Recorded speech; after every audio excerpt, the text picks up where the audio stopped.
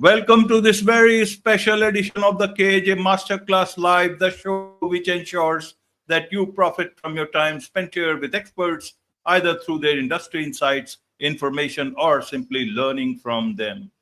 And today we have with us Moira Mills, a lifelong unschooler, as she calls herself, and she's the founder of SoulPath Branding. We'll learn from her about uh, how sidereal human design and growing up off grid shaped her unique approach to business, parenting, and personal alignment. We'll learn how to ditch outdated expectations, build an authentic brand, and create a life that you finally feel like yours. Welcome to the show, Moira. Hello. Thank you so much for having me. You are welcome. Welcome to the show. Welcome to India in this online form, Moira. And I'm sure not just in India, but a lot of people across the globe will benefit from what we are going to talk right now. We'll talk about unschooling, we'll talk about authentic branding, and we'll also talk about human design. But before that, let's first talk about your journey, your story, your background, so that audience knows who they are listening to. Yes, absolutely. So I was unschooled my entire childhood in rural Alaska. So I have never been to school. I've never been to anything that you would typically consider school. Like we didn't do books at home like a lot of homeschooling is. So unschooling is very much child directed. So it's based on what you're interested in. So you learn all the things you need to learn, but through things that spark your interest. Absolutely, absolutely. But then, how did you come to now? Do so many things in terms of that you are doing right now. Talking about children, talking about parents, talking about human design, and all that. So, how did your view about traditional schooling and all happen? Help us understand any particular way you start looking at the traditional education. How how do you think, is it good, is it bad, how should people look at it? So I've always been very fascinated with systems thinking. So not like a machine system, but as a human, we are this beautiful dynamic living system. So everything that we do, I think we need to understand it fully is to think in terms of this living system. So the way that we learn, the way that we are in the world, it's really important to always be paying attention to how that system is playing out. So when I became an adult, I got into something called rolfing, which is a form of body work. It's not super well known, but it is looking at the human body, the structure of the human body as a system. So I would help athletes, a lot of athletes deal with injuries using rolfing. So then that thinking, when I decided to become a mother, that same thinking I love looking at child development, early child development, and how we are so beautifully designed to want to learn things. Like you don't have to remind a toddler to learn how to walk or to practice speaking. Like you can't stop a toddler from trying to learn how to walk. And I truly believe that we are designed to want to learn things, and that the system, the current system, the way that it is, does a really good job at suppressing that want to learn out of us. But we just need to nurture it instead. So that's kind of how my path got me here, is being really fascinated with understanding how that system works. Absolutely. So why does the society tries to do that, to suppress that sort of a natural learning ability that every child has? What is it that they get out of? And especially, you see, parents do it because they are the ones who tell the child how to do things the correct, so-called correct way. Well, I think that we're trained generationally to, I think that the system needs to, in many ways, have workers for the system. So we're going to train people to work within the system and what it needs, which is, being able to follow direction, be told what to do. And it doesn't uphold that larger system for us to be independently thinking and coming from our passion. So I think we need to look at the objective of that larger system and what it was intended for, which is to create more of a factory worker mindset. And so if we don't want to create a generation of children that wait to be told what to do, when to do it, how to do it, we can't use that system to get us there. That system has a very clear objective at the end. Absolutely. But this factory system, you see, Moira, must have been around 200, 250 years or so. What about before that? Was it because society living in a advanced society was all about that everybody has to follow those certain rules, and those rules wanted everyone to behave in a certain way so that you don't trample on others' rights and freedoms the way they want to live, and they will also not breach the way you want to live. Help us understand from that. Was it a bad thing? Is it a bad thing to have a rule or rules for a system called society? No, I don't think so. I think, though, that people raising children to understand how to embrace their own freedoms without trampling on the freedoms of the people around them is a really important life skill. But that's not what we're teaching them when we're teaching them the way that the current system is set up. Pretty much all over the world is the same way, which is that we expect children to learn exactly the same thing at exactly the same time. And we generally aren't deep diving into things when they're fascinated. We have them stop and move on to the next subject. So all of those things, I believe that we need to be raising the next generation on how to think and how to evaluate their choices and how they're impacting the people around them, not just follow a rule because they were told behave X, Y, and Z. So then we have a society of people where we are really conscious of the people around us and how everything that we do is impacting those around us. Absolutely. So what is it that you are trying to do? What is it that you are trying to help people with? What is it that you want to change in the present system that we have? So I absolutely believe that we are all designed beautifully and our soul is here for a reason. And so instead of suppressing that reason, let's really learn and dig into, and that's where human design comes in for me. Let's understand why we are individually here, what our purpose is on this planet, and be able to support that and not just fitting into a certain box like everyone else around us. And I think that when that shift gets made, then we're all living our soul's purpose for being here. The world can look very different.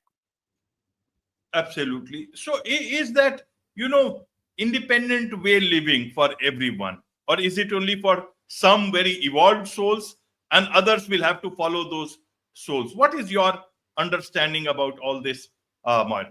So I think that we are all here at a different part in our journey. But I think that we all have a reason. I think that we chose to be here on this planet at this time with the people around us that we do and the situations and experiences that we're here to experience. I truly believe that. But we don't know what the people next to us might be here for. They could be here for a very different purpose. So I like using the example of when you're on an airplane, they have you put your oxygen on first. So what we can affect and what we can change is our own experience. And then as parents or leaders of businesses, we can, that's what we can affect. So the more authentic that we can be in how we show up, then we can live that example for the people around us. Not controlling that other people have to do it the way that we do it. We can just become then a beacon and an example. Absolutely. So when you talk about, building a life outside the system, Mara, what does that mean? So there are certain things that we're told is what success looks like. And that can be different in different areas of the world, within different families, what success looks like. And it's very much often dictated from the outside. So I think success can look very different for different people. There's different types of intelligences out there. So there are people that are amazing, say, at logic or amazing at like the math mathematical intelligence. But then there are also people that are very intelligent when it comes to interpersonal, or there's a lot of different ways that people bring value into that larger system of being on this kind of human team. And so being able to be open and not just gauge everything against one kind of understanding of what success looks like. Absolutely, absolutely. So how do people, understand this? Is it going off the grid, off the society, or outside the system, or within the system, but totally outside the system in thought process? So I think that there's a process, and I think of it like like any kind of a detox. So there are certain elements of the system that work really well for some people, but I think that what needs to happen is that we need to detox a lot of, and we have to recognize where our assumptions are, that we're not just taking on the entire system. And I think that there's a process. So within, say, homeschool, there's a process called deschooling, which is essentially detoxing, right? And detoxing out what we think these things mean in our lives so that then we can fully evaluate all the possibilities, and we may choose that the way that it's done is actually the best fit for us, but then we're coming from more of an authentic place that we're evaluating. And so the same thing in business, there are these like commonly held beliefs that when they're not questioned, I think they can become more of a hindrance than a support in the process. So being able to recognize where we're assuming, yes, well, I have to do it this way or I have to do it that way. Education has to look this way to be successful. When we can detox that thinking, then we can really come from more of a solid foundation to build what really will work for us individually and for our business or our families individually. Absolutely. So is the present times, are they the best of times, or are they the worst of times for individuals to go off grid or live outside the system in their own way? If we talk about the AI and all these things, this gives government, societies, and all other vested interests also the power to control you in their own way. You can run away from society, but you cannot run away too far. That is true. And I think it's an amazing time to be alive. Partially because we get to connect with people that are like-minded and across the world. Like that ability is so beautiful. I love that part of it. But there's upsides and downsides to everything. I think that what's going on with AI now is incredible, but if it's important to see it as a tool and to understand, like to start to understand what its place is in each of our lives individually, because if we're not using it as a tool, it can be using us just as much. So understanding what's happening around us and being conscious of the things happening with the people around us is so important. But I think in a general sense, it's an incredible time to be alive. So fascinating to watch it all unfold, and so fast. Like things are changing weekly at this point.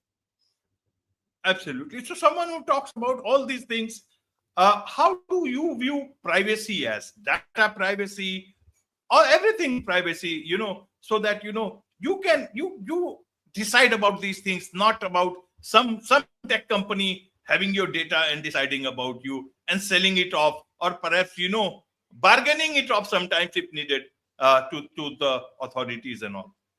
So that is, I think, such an important question. And I am kind of fascinated to get maybe 20 years in the future and look back on this time, because I think it'll be, in hindsight, it'll be interesting to kind of see, because I think it's a really important discussion for us to have. And I think it can feel really overwhelming. Like I have thought about how can I, up my personal security. And then there's this balance of the convenience of some of this technology and what it is positively bringing into my life, being able to organize. It's a hard thing to do, and I think that it's such a personal decision. But the most important thing is that we're trying to be conscious through intentionally making decisions on how we're interacting with it, and not just burying our head in the sand and pretending it's not happening around us. I think that's probably one of the that's not a decision that I'm going to make. I'm trying to be conscious, but also we can't know everything about everything now. So I am fascinated to look back on this time and see, you know, maybe what I could have done differently. That, you know, when you're in the middle of it, it can be so hard to see the process objectively. Absolutely. And so in these times of AI and so many things artificial, everything looks, and artificial looks much more real, much more pleasing to the eyes, and you can be taken in by those things. How should one understand authentic branding that you talk about? How do I be myself and still look best in the natural way I am, rather than the artificial colors through which I can be created in so many colors and people might love it better? But I have to move away from that, temptation. So this is where I think human design is such a beautiful tool for that, because human design synthesizes all of these very ancient modalities. So you have the I Ching, you have the Kabbalah, you have astrology. Specifically, most human design in the US and Europe is based on tropical astrology, which is it's a kind of a whole discussion in and of itself. But tropical astrology is based on what was going on in the sky 2,000 years ago. That's why I do a version that pulls from sidereal, because I want to know what the sky looked like at the time of my birth, not like a concept of what it could have looked like a couple thousand years before I was born, but what was actually going on. So then you bring in astrology, you bring in the chakra system, because separate from what's happening with technology, what's happening kind of in our current world of 2025, my soul, and I believe all of our souls, chose to be here at this time. And so understanding why would I have thought that was a good idea first, and get past kind of the worldly view of things to like, why is my soul here for? What is it? What am I here for? And that's going to be so different for each individual person. But then we can kind of cut through the details of what's happening in the world around us and stay anchored in that purpose. And we feel that. I truly believe as humans, we feel that authenticity when it's coming from a real place. And not everybody around us, I believe, is necessarily even looking for that authentic place, or the people in their lives that are authentic. So it really draws the right people to us that we need. So I think that if it's a shift too from trying to control how we're perceived from the outside versus letting that energetic element play its part in what it's designed to do and connect us just with the right people. I truly believe we meet the right people at the right times. We have the perfect situations in our lives, and being present in that can take us out of how the world could pull us around. Absolutely. You talk about, aligned living, and you also talk about living outside the system. How does one calibrate both these things? How should they understand aligned living? So for me, again, I'm going to go back to human design, because the world can tell us this is important, that's important, you should pay attention to this, you should value this. And all of that stuff is just noise that I try not to let control me. Now, we all have influences all around us. It's not like you can't fully step out of that system. But the more I can anchor into who I believe I am here to be and the story that I have to share, being an example, and then trusting that that energy is so much more powerful than the world happening around us. And yeah. Absolutely. One more thing I want to understand from you, Moira, is that, at different stages in life, we just have this question about, are we here to build something? Are we here to live our life? Or is it, are we here to experience this whole experience that we are having? What is it that we should focus on? Because sometimes this is where our authenticity part also starts getting, we want to live our life, but then at the same time, we also want to build something that is where, either in terms of entrepreneurship, either in terms of creativity, or either in terms of anything that is there for us for our liking? So I think that there are many different reasons that we chose to be here now. There are people that chose to be here to build things. There are also people that are here now that chose to be here to, say, initiate things, but not necessarily build things, right? To like be those fire starters, the people that like have this idea and then they put it out. Maybe somebody else builds it. We do have people that are here that made a choice to be here for more of the personal relationships that they live through versus being here around more of an objective that they have. So I think that it's so different for each person, and we're not all here to do exactly the same thing. It's this beautiful, like, network of different people here for different reasons. And so the more we can understand our own, and that's where it gets tricky, because when society tells us that it has to look this way, you have to build something that there's so many people following, or it just has to look a very certain way, this one little box, and that's the only way that we can feel successful. That's, I think, where we start undermining kind of this larger system, because I think that we all are here for very different reasons. And there's as many people as there are on the planet, there are that many different um, examples of what success can look like. And it can look very, very different. Absolutely, absolutely, Moira. So, anybody who is listening to this particular thing now, tomorrow, day after, or 2 years down the line, and they say, Moira, you speak some very good things, and I would like to understand what is it that you can do for me? Am I the right candidate? Are you the right person for what is it that you are trying to achieve through what you are talking? Where is it that I can get your help from, and in what? So what I've really been enjoying doing is I have a website called it's the number 5 minute soul read.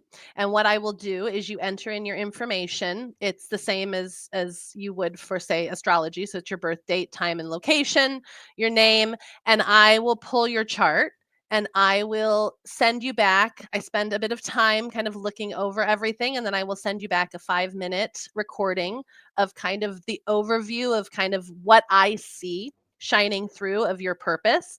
And it's been so fun to do. I've been doing a lot of them, and just to see how diverse our world really is. So I'm offering that for free to anyone.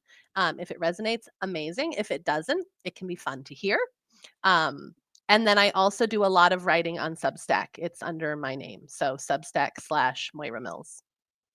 Wonderful, wonderful. With this, it's a wrap on this very special edition of the KJ Masterclass Live. Thank you so much indeed for joining us. Thank you.